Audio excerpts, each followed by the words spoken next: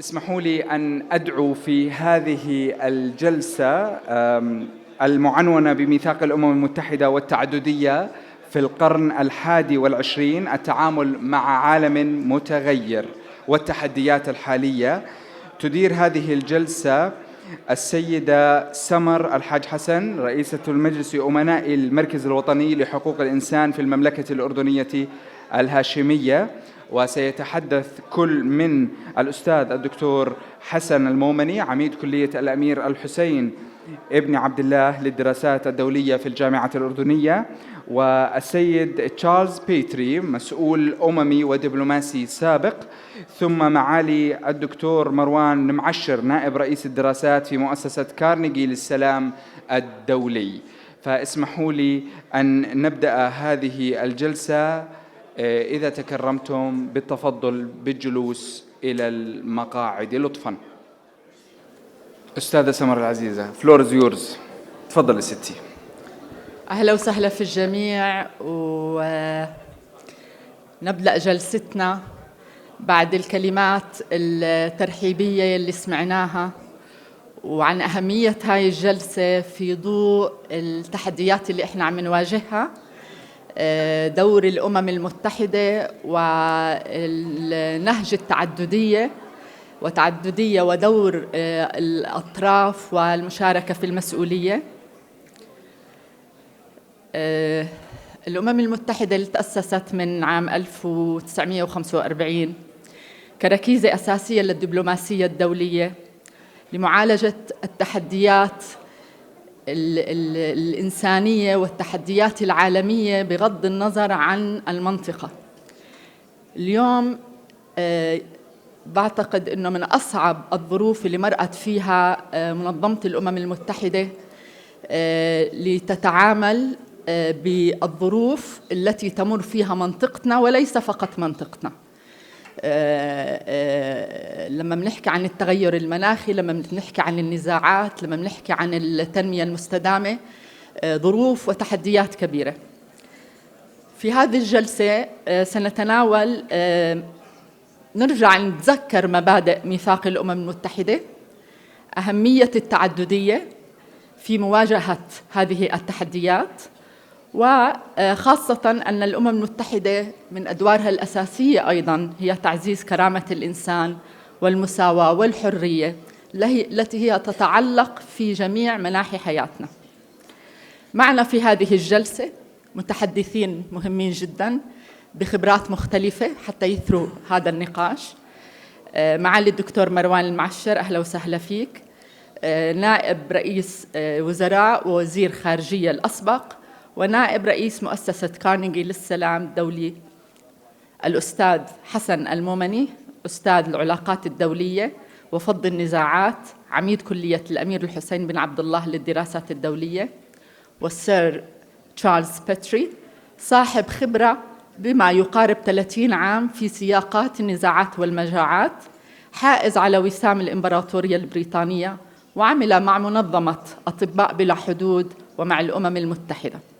أهلاً وسهلاً بكم. دكتور مروان، سأبدأ بأول سؤال لحضرتك. في المناخ السياسي الحالي نتحدث عن قيم الأمم المتحدة، نتحدث عن القانون الدولي، ونتحدث عن المواثيق الدولية التي هي تعتبر الأداة لتطبيق مبادئ حقوق الإنسان وقيم الأمم المتحدة. فهل الأمم المتحدة والمواثيق الدولية لا تزال فاعلة اليوم؟ وما وجهة نظرك في هذا الموضوع؟ تفضل. شكرا أستاذ سمر.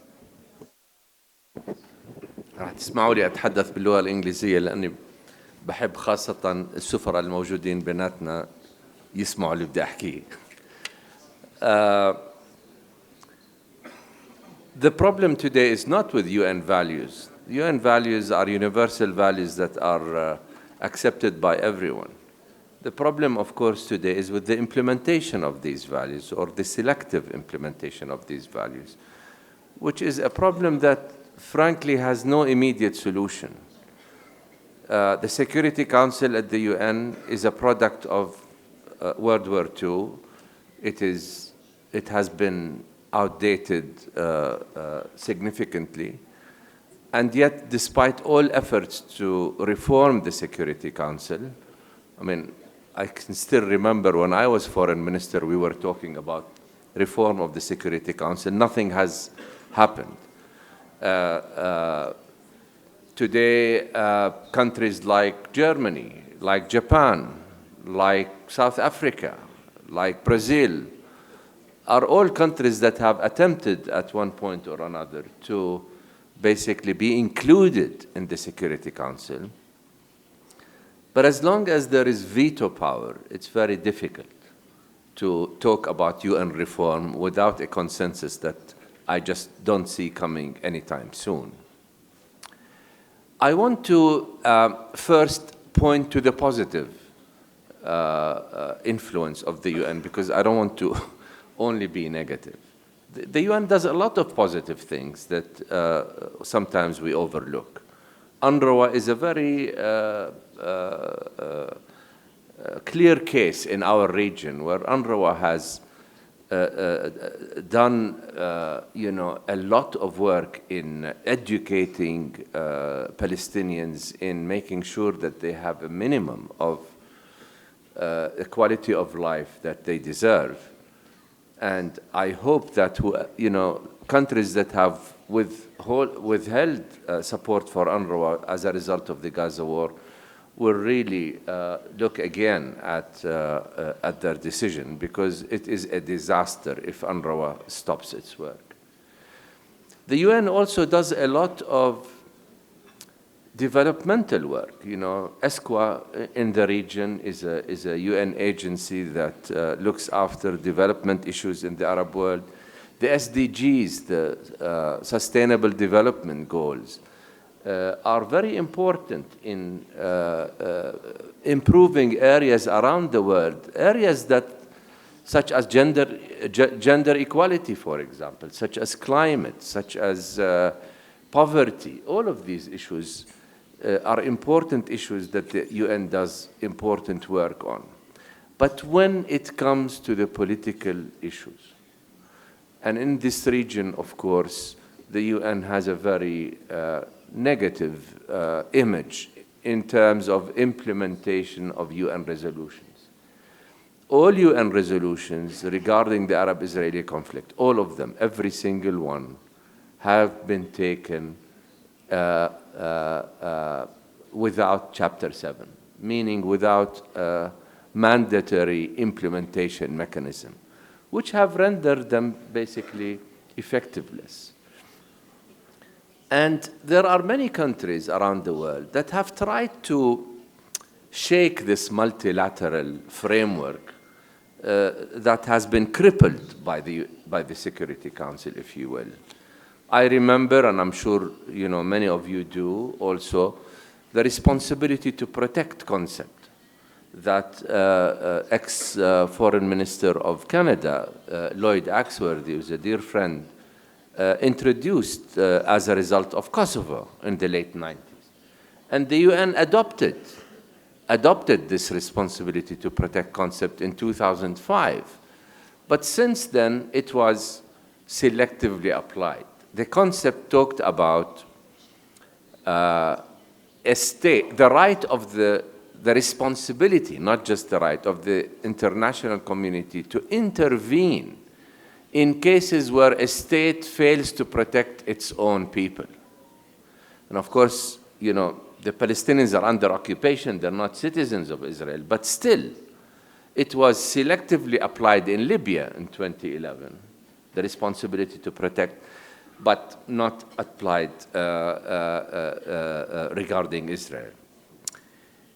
And so there are constant attempts to look at multilateral approaches other than the Security Council. The International Court of Justice is one example. It is an organ of the UN. It is an organ of the UN. But it has the added advantage of resolutions that are mandatory. Not in every case. In the case of the Israeli wall, it wasn't a mandatory decision. But in the case that South Africa raised today.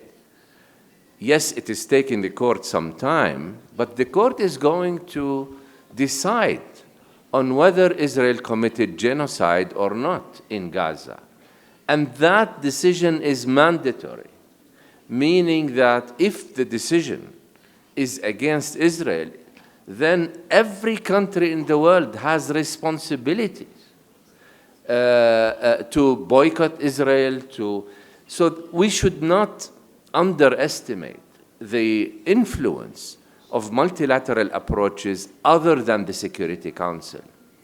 The ICC, the International Criminal Court, it is not an organ of the UN, but it is approved by 125 countries around the world. Most importantly, almost every European country has approved the ICC. Meaning that today, with Netanyahu being called to, as a defendant, European countries cannot simply ignore the ICC decision. They were the ones that brought about the ICC. They might try to, get around it in one way or the other, but they cannot ignore it. So increasingly, the point I want to make is if the United Nations keep insisting on no reform at the Security Council level, countries of the world are going to increasingly find other avenues in order to implement international law. And that is a call for countries of the world to take reform at the UN, particularly at the Security Council, to take it very seriously. شكرا دكتور. يعني أكيد التركيز على الإيجابيات بدور الأمم المتحدة والطرق والوسائل الأخرى الموجودة حتى يكون في تأثير للأمم المتحدة وأدواتها مهم جدا. سير تشارلز، يعني ذكر دكتور مروان على نقاط مهمة وخاصة بالقضايا، الفرق بين دور الأمم المتحدة وتأثيرها في القضايا السياسية وأيضا تأثيرها في القضايا الأخرى، لأنه الأمم المتحدة ما بتشتغل فقط في القضايا السياسية، في كل المجالات الأخرى العالمية. وحضرتك ساهمت في مبادرات مهمة جدا مع الأمم المتحدة مثل سياسة الحقوق أولا وقرارات استدامة السلام. من خبرتك سير تشارلز، إيش الدروس المستفادة من نجاحات الأمم المتحدة ونقاط ضعفها في الجهود السياسية وحفظ السلام والتنمية؟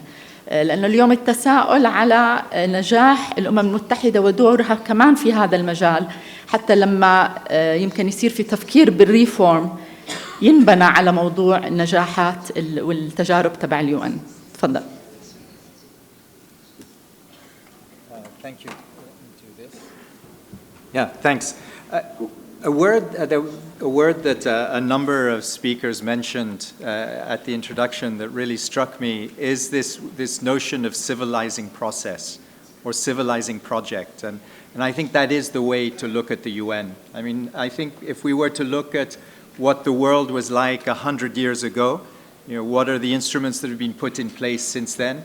If we were to look at what the world was like under the League of Nations and the powerlessness of the League of Nations and what was created afterwards, if one were to think about, and then I take the point of the minister, is if we think about the norms and standards that have been adopted and have been accepted by the international community through the UN, through this multilateral organization, we will have seen progress in a civilizing sense. We have created a world that attempts to be more civilized. The reality, of course, is that the world is what it is. And in many ways, the world is a Darwinian form of environment where the strong has a tendency of wanting to assert itself. I think that was the failure of the League of Nations. If we I'm not sure, I don't know how many of you remember seeing that clip, remember as in it's a historic clip, of Emperor Haile Selassie pleading to the League of Nations for the League of Nations to confront the invasion of his country by Italy at the time, and the total powerlessness of the League of Nations. You know, the League of Nations collapsed, the United Nations came up. So for me, the most important thing that I've retained, and I think it's a very strong, is this notion of a civilizing project. The UN, the United Nations, is an integral part of a civilizing project. And there are many, many challenges now. And the challenges are the fact that there's a decreasing respect and confidence, or there's a decreasing utilization of multilateral tools. There's a decreasing acceptance of the rule of law. I mean, the Darwinian element has come in. And these are the realities within which the UN and the international community has to function. You know, the other challenges I think that are very significant are the fact that the UN really developed traction just after the Cold War. And in that, its force was taken up in the Western agenda that defined much of what happened after the Cold War. And as a result, you know, and it developed in a single polar world. And now we have entered a multipolar world. And there's a need to try and rejig or redefine the languages, the language, the way we present the principles, the norms and standards. But they are, I think, you know, they are universal. When I was in Sudan from 89 to 92, UNICEF conducted a study in southern Sudan where they took the universal principles, they took many of the points of the UN Charter, they changed the language, and they asked the people of Sudan, is this something that that resonates? Is this something that you want? And it is something that you want. So I think the one thing we must not do is question the universality of the principles, you know, and their importance. I think what we must also do is change the language in which we present them, because we need to understand that we are in a multipolar world with very different views of society and the role of the individual within society. Your question on I mean, I guess my answer to your question is I think rights up front is part of the civilizing process. R2P definitely was, and I agree with you. I think the tragedy of R2P is it was very much implemented in this unipolar world in which the world was after the Cold War and until the early 2000s. You know, I think we need to see the UN as a project, and it's a project in which we were invested. I think at the global level, multilateralism is in crisis, but at national levels, I don't think it is, and that's what I would like to go to talk about later. شكرا سير تشارلز. ويعني ذكرت نقطة مهمة اللي احنا لابد انه دائما تكون هي مرجعية، اللي هي عالمية المبادئ والقيم، وهذا هو المتأصل في منظومة الأمم المتحدة أكيد، وهذا اللي مفروض دائما نبني عليه. ودائما يعني من المتحدثين ناخذ التشالنجز لكن ناخذ الشيء اللي بدنا نبني عليه والإيجابية. وبنطلق من هون للأستاذ دكتور حسن المومني. اليوم زي ما تحدثت حتى شريف الكلمة تبعها، إنه الأمم المتحدة اليوم عم بتواجه انتقادات، عم بتواجه تحديات. فكيف ممكن يعني من منظورنا كأحد الأطراف المتعددة في الأمم المتحدة، كيف يمكن للأمم المتحدة تتعامل مع هذه الانتقادات بالتحيز وعدم الفاعلية؟ يعني مرات المؤسسة نفسها بدها تسمع من أطرافها كوجهة نظر حتى يعني تأخذها كتوجه في العمل. شكرا. Thank you very much, and it's again a pleasure to be here. Well, one should not restrict fixing the world to the United Nations. I mean, speaking of multilateralism, fixing the world is a collective work.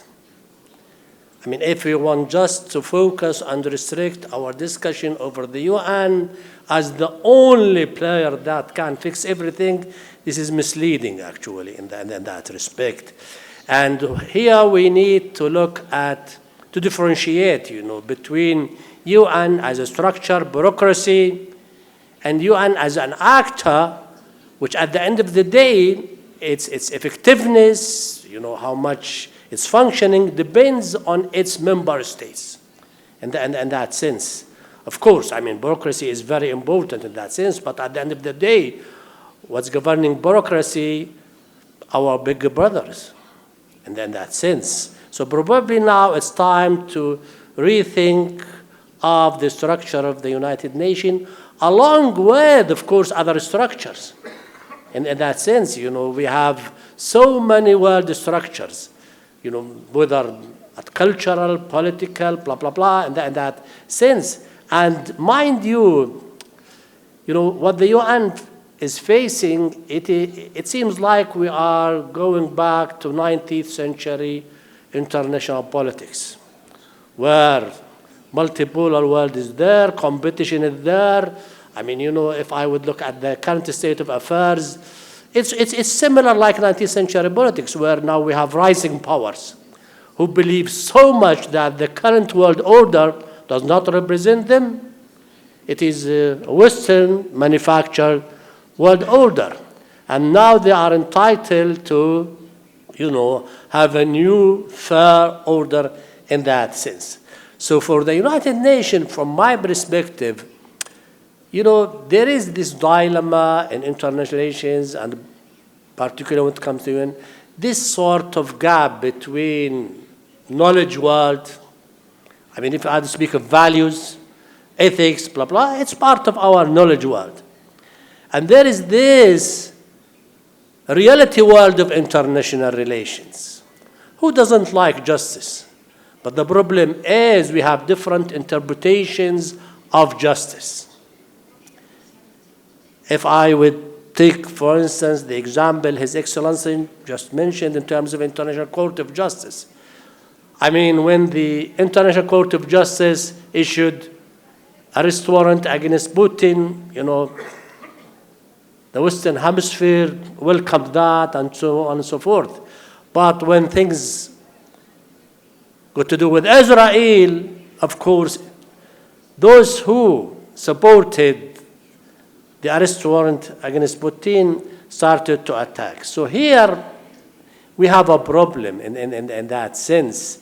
And that problem is how to bridge the gap, how to live up to our values and norms when it comes to our foreign policies in that sense. So this is the main issue when it comes to United Nations in that respect. And of course, those norms, values need to be developed. And probably in terms of practice, in certain cases, the UN was ahead of those norms. For instance, since the 90s of the last century, peacekeeping operations intensified, developed. But if you would examine the UN Charter, you would find nothing there about the issue of peacekeeping and blah, blah. You have the issue of funding and so on and so forth in that respect. So for UN, from my perspective, and to reform the UN, it needs a collective work in that respect. And mainly, and here probably I'll be more of realpolitik. I mean, who has the ability to reform UN? Who has the ability to impact and influence international politics at the end of the day? Those who have the resources, those who have the potentials in that respect. So I think we need to jointly collaborate. Our big brothers need to come to a conclusion that, international arena is no more restricted to them. You know, there are other people there who, you know, they need to listen to their voices in that respect. And speaking of the positive aspect of the UN, you know, from my perspective, looking at the half full of the glass, definitely the UN has been playing an effective role in our international politics. It transformed our international system, world system, into more of what? International society, where now we have shared values, shared institutions, shared interests, and so on and so forth in that sense. And we need to. The other challenge from my perspective is facing the UN. You know, recently we started to see the creation of parallel institutions. And probably if we haven't reached a compromise, we could find ourselves in front of a fact that some countries, the global West, probably would have its own structures in that sense, its own structures that would serve its interest, and of course, to consolidate what's going on in terms of a global South, rich North, and so on and so forth. And actually, we are seeing that in that process. I mean, if I would speak of BRICS, the world is moving towards regionalism rather than multilateralism. If I would speak of I2, U2, Israel, India, United States, United Kingdom, if I would speak of One Belt, One Road, if I would speak of the European Indian Corridor, if I would speak of other regional structures. So I think it is. Moreover, one need to look at what's going on in our societies, particularly within those. I like to call them big brothers in that sense. What's going on in those societies is impacting, multilateralism. United States, since 2000, ups and downs, it's politics. There is this competition between liberal thinking, populism, and so on and so forth. In that respect, every now is, living the fear of a Trump, right? And definitely, he is not a guy of multilateralism. He is more of bilateralism, actually, in that sense, which actually generated fear even among U.S. allies in that respect. And when I speak of U.S., I speak of one of the most players and influential in world politics. So the UN actually, at the end of the day, and coming back to the civilizing process. It's an outcome of our civilizing process. And the question is how far we are going to continue in our civilizing process that would enable us to bridge the gap between the world of reality, the world of wishful thinking, and so on and so forth in that sense. So I think a lot of challenges, but still there are opportunities that can be developed. And we need to, let me just add one final thing. Honestly, we need to depart the square of such a traditional thinking, into more critical thinking that would enable us to understand what's going on and come up with inclusive institutions that at least would bring us relative understanding, relative peace, and so on and so forth. Now, optimal peace probably is highly contested. Thank you very much. شكرا دكتور حسن. I'll give the floor for the speakers to reflect on each other's interventions before I go to the second round of questions. Sir Charles, you have. Yes, it's just this notion that's been raised a few times of regionalism. And I wonder if in a multipolar world, regionalism is not actually good. And what it does is it provides a challenge to the UN, because then the UN has to position itself in a multipolar world, and again redefine its relevance, redefine its role. And I think there's general consensus among all of us that there are the norms and standards, the different resolutions that have been passed through. But I guess my main point is I think in a multipolar world, regionalism is a reality that has to be accommodated by the United Nations and has to be an integral part of the reform of the United Nations. دكتور مروان في تعقيب عندك؟ I mean, just to say that all the interventions point out to a frustration that the UN's inability to move forward issues of importance to this region. But none of us have solutions. It's a frustration that lingers. There is no, on one hand, there might not be an alternative to the UN, and the UN has done a lot of good work. At least, we don't have wars since 1945. So we shouldn't underestimate this. But on the other hand, this region in particular just doesn't know what to do with a UN that seems incapable of movement. I was talking to an ex-ambassador yesterday from a Western nation, and he said, what about the idea of a UN trusteeship of the occupied territories?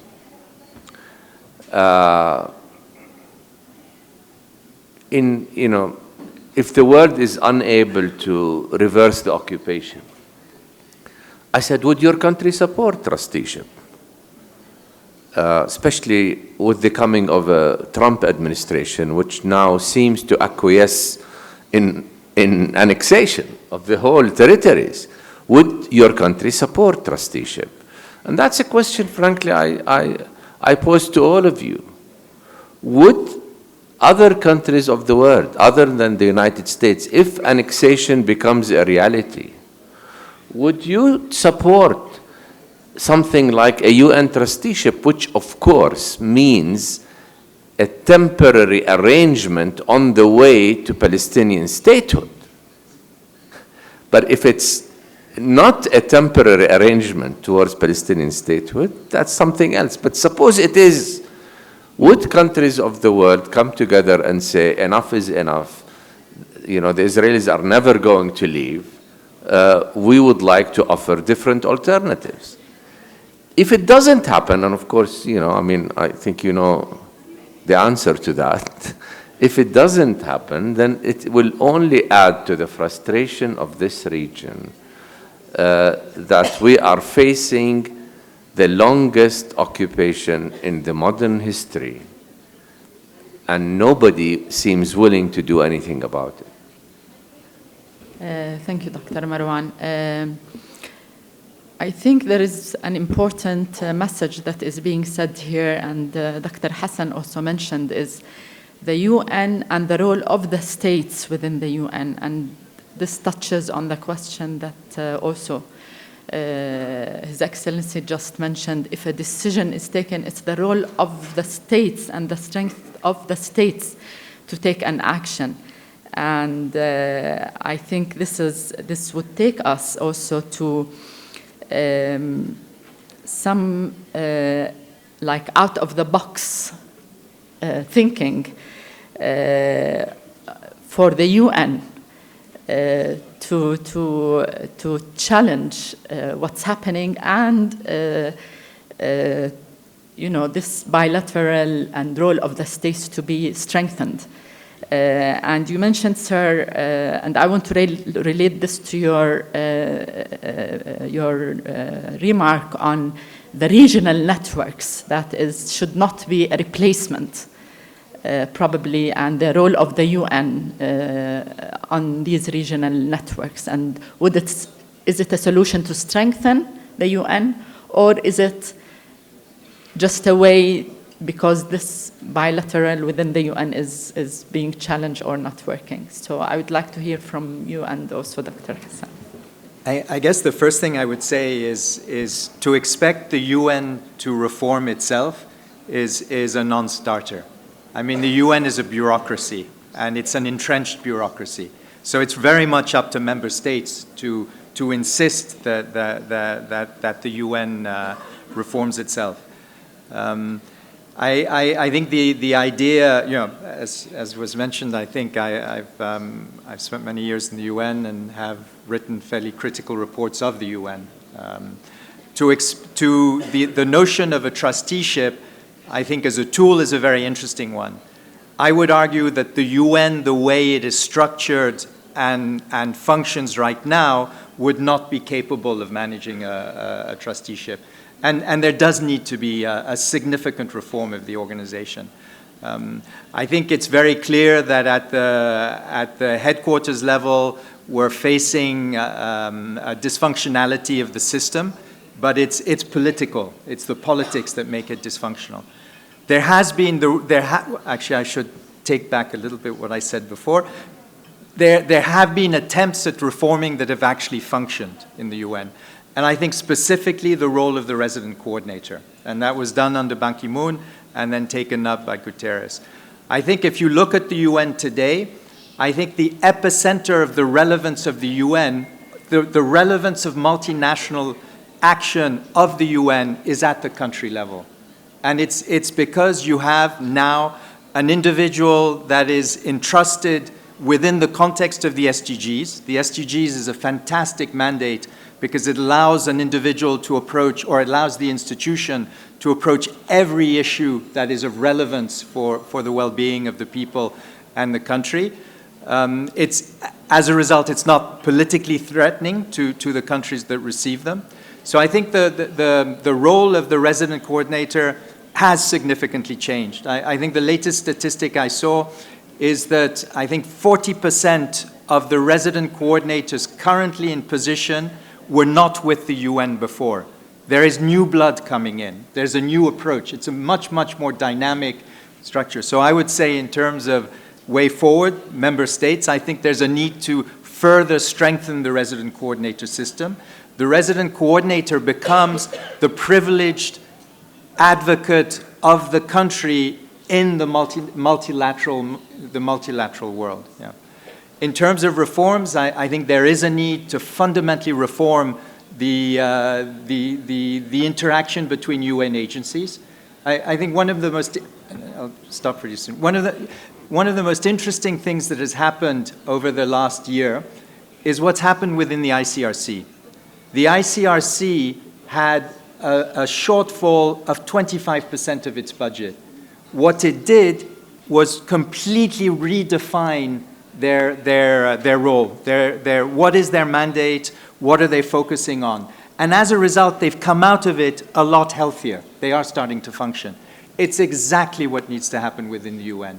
There has to be a fundamental rethinking of what are the values, what is the role, is the UN, are the UN agencies actually service providers? Are we looking at organizations that are meant to be running trucks, or is the essence or the essence of the added value of the UN the mandate the mandate that these organizations have? So I think I think there are a lot of other suggestions that many of us who are committed to the UN have, but I think the main message, my main message, is don't expect the UN to reform itself. The UN is incapable of reforming itself because it's a bureaucracy. So in a way, what you need to do is provide an electroshock to the UN.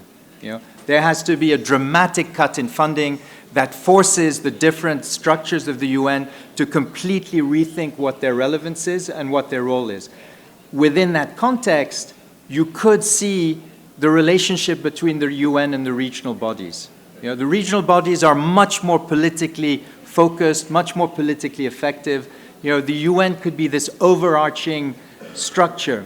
I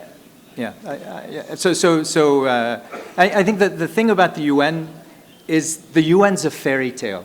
At the end of the Second World War, leaders came together and they had this fairy tale that the world could be a better place and that structures could be put in place that would help make the world a better place. And it's essential that we don't let this fairy tale die.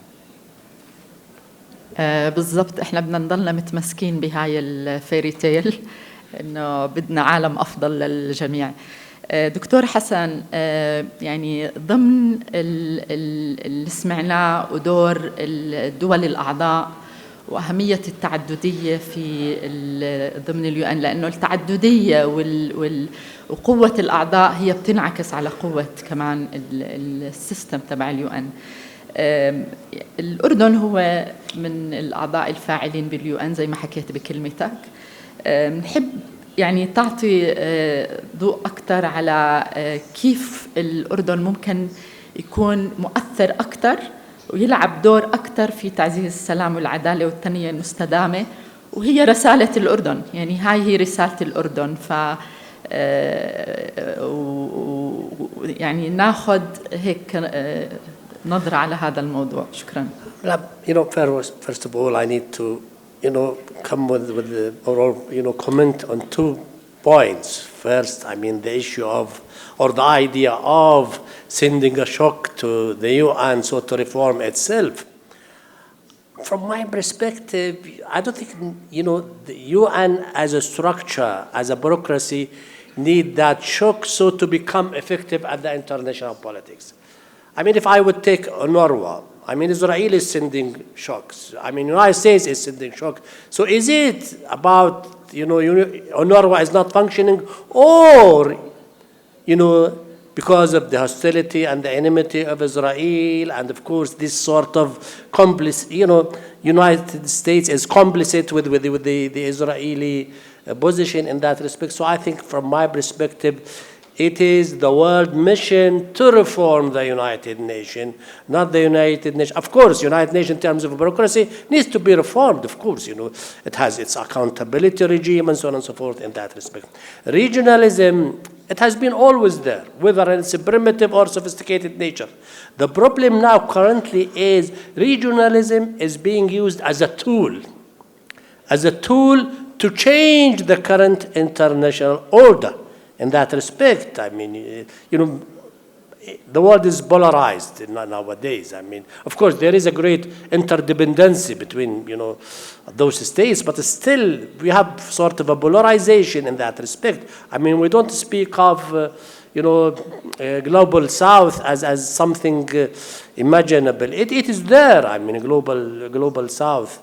I mean, the West, and here I'm not restricting, the concept of West to Europeans and Americans. No, of course, from Australia to Canada, you speak of the West in that sense. So I think regionalism is a challenge to the United Nations. Now, for Jordan, of course, I mean, Jordan is very central to the politics of to the international politics of the Middle East. Jordan, which was established since the early 20th century, has been living in a very harsh environment. In time, and as a result of civilizing a process, we managed to navigate, through such rough seas. I think we have developed to the point where we have developed the reputation of being what? A good school of diplomacy, actually, in that respect, a reference point to the region and to the globe. Jordan, I mean, definitely is a peaceful, loving state, has contributed greatly in terms of UN. I mean, many of those UN resolutions related to Palestinian questions, Jordan invested so much efforts, contributed to those resolutions, particularly when we speak of 242 in that respect. In a number of times, Jordan was, a member of the Security Council in that respect. We have a long experience in terms of diplomacy, humanitarian experience, and in terms of legal, of course, heritage in that sense. So Jordan, of course, Jordan alone cannot do miracles, but Jordan, since, Jordan has adopted this sort of multilateral, networking, collective cooperation, whether at the regional or an international level in that respect. So Jordan can play a role in that respect, but only within this multilateral framework, within the framework of the Arab League, Organization of Islamic Conference, and of course the United Nations. And I think if you would examine Jordan political discourse, you would find multilateralism, cooperation, peace occupies central role in our political discourse in that respect. It is part of our soft power. It's part of our public diplomacy, which contributed greatly to the centrality of Jordan within its international politics in that sense. Thank you. شكرا دكتور حسن. بآخر 5 دقائق بحب أعطي المتحدثين بآخر مسج ممكن إنه بناء على النقاش اللي بينكم، لأنه هو مكمل لبعضه في أفكار مختلفة، وإحنا يعني واضح الاتفاق بأهمية اليو ولكن أهمية الستيتس within اليو والأدوات اللي موجودة، وحتى يصير في إعادة الهيكل. كل متفق على إعادة الهيكل، ويمكن سير تشارلز حكى على electric shock that should come from within. فدكتور مروان هيك آخر ريمارك بتحب تحكيها؟ Sure. I do want to say something about Jordan's role, because I agree that Jordan has been a good student of multilateralism and a good leader also. We have been engaged in peacekeeping missions, as His Excellency Ambassador Qatarna said. We have been engaging in humanitarian assistance. We have respected, to my memory, almost all UN resolutions, and even when we had a problem with some of them regarding the first Gulf War, for example, we sought approval from the UN to keep getting oil from Iraq, etc. So I think in terms of multilateralism, we've done our part. We're a small country. There are limits to what we can do. But I also want to comment on regional cooperation among us. We've all argued for the need for the UN to reform itself. To be a bit modest, I want also to argue for to reform our own regional organizations, which have not been effective. Okay. The Arab League has been born weak and is still weak, and we do have also a responsibility to reform our own systems. The Maghreb Union has not met for the last, 10 years or so. The Gulf Cooperation Council has been a little bit better than the other regional organizations, but up to a point. Today, you look at the Gulf countries' position on Israel, on Iran, on Syria, on Yemen, and it's not the same position. So we also have a responsibility, I think, to better take care of our region, as we also call for the UN to reform itself. I think this is a very important point to add. Sir Charles, you have... I guess 3 short points. I think the first thing is this notion of the civilizing process, civilizing project is very important, and for us not to forget where we have come from in terms of 100, 200 years ago.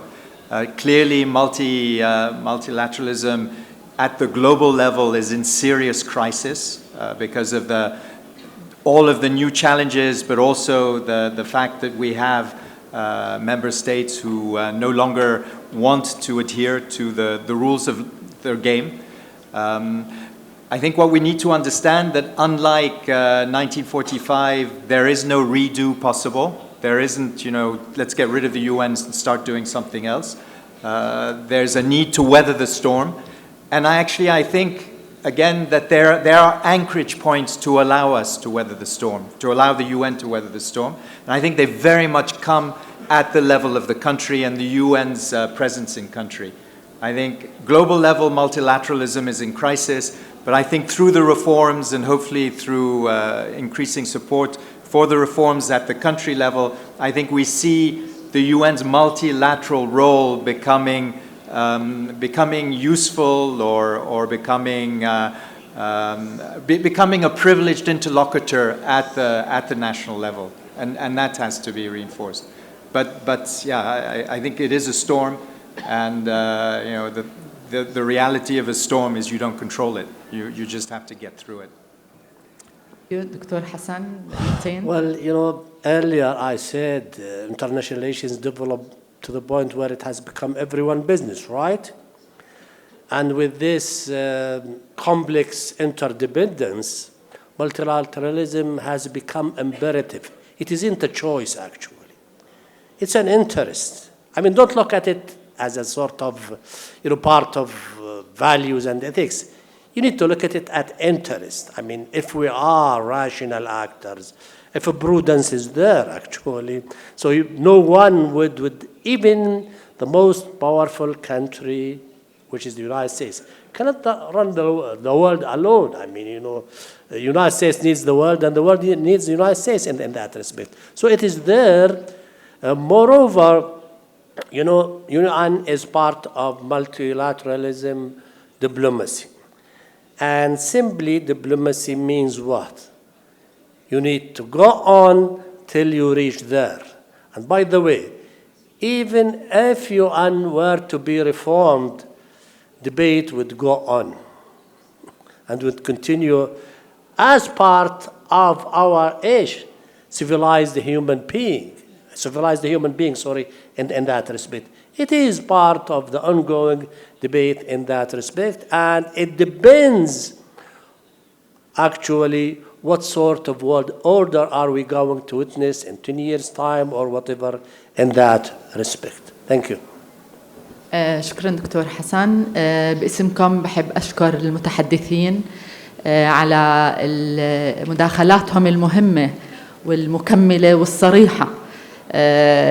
انطرح مجموعة كبيرة من الاقتراحات والتجارب، وإحنا موجودين اليوم هون في هاي الجلسة بالتنسيق الشراكة اللي موجودة، لأنه كلنا مؤمنين أنه المبادئ والأساسية لميثاق الأمم المتحدة متمسكين فيها.